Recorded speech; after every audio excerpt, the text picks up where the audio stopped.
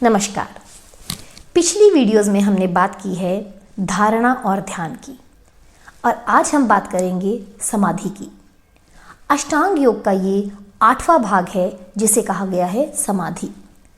समाधि का अर्थ है कि जब जिस विषय पर हम मेडिटेट कर रहे हैं या ध्यान कर रहे हैं, और जो व्यक्ति जिस चीज़ पर ध्यान लगा रहा है, एक तो चीज़ हो गई जिस चीज़ पर हम मेडिटेट कर रहे हैं, और सेकंड द मेडिटेटर जो मेडिटेट कर रहा है, और द पॉइंट ऑफ मेडिटेशन मतलब जिस समय में वो मेडिटेशन जिस की जा रही है उस एटमॉस्फेयर में, जब ये तीनों एक ही चीज़ में मतलब एक ही बन जाए, the three of them come together and become one, that state of mind is known as समाधि।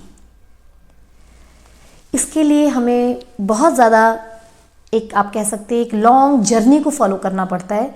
जब आप किसी एक सिंगल टॉपिक पे या सिंगल थॉट्स पर फोकस करते हैं, और धीरे धीरे वो फोकस करते करते आपके माइंड पे, आपके थॉट्स में सिर्फ एक सिंगल थॉट ही रह जाता है, जैसा कि रामकृष्ण परमहंस के साथ हुआ, या स्वामी विवेकानंद के साथ हुआ, या बहुत सारे महापुरुषों ने इस समाधि को स्थापित किया।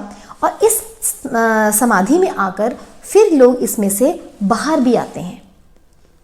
अपने को कुछ देर समाधि में रखने के बाद इससे बाहर निकला जाता है, और इस सारी मूवमेंट को कहा जाता है the complete process of ultimate merger.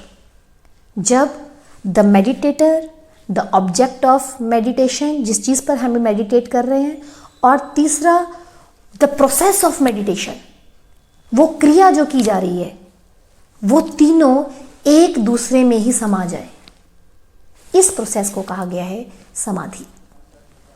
और बहुत लंबी एक प्रोसेस के साथ जब हम पिछले 7 जो अष्टांग के हमने अंग डिस्कस किए हैं, एक एक अंग पर जब हम कार्य करते जाते हैं, यम पर, नियम, फिर आसन, फिर प्राणायाम, फिर प्रत्याहार, धारणा, ध्यान, and then we finally reach to the samadhi. So I hope आपको वर्बल मीनिंग ऑफ समाधि आया होगा समझ में। और इसको प्रैक्टिकली फील करने के लिए तो हमें इस कंप्लीट प्रोसीजर को जाते हुए समाधि तक पहुंचना होगा, लेकिन इसके थ्योरेटिकल जो कॉन्सेप्ट है वो यही है कि मेडिटेशन, प्रोसेस ऑफ मेडिटेशन, जो मेडिटेट कर रहा है और वो किस विषय पे कर रहा है, और complete process when it become one, it merge in each other, एक दूसरे में ही समाहित हो जाए, तो उसे कहा गया है समाधि। धन्यवाद।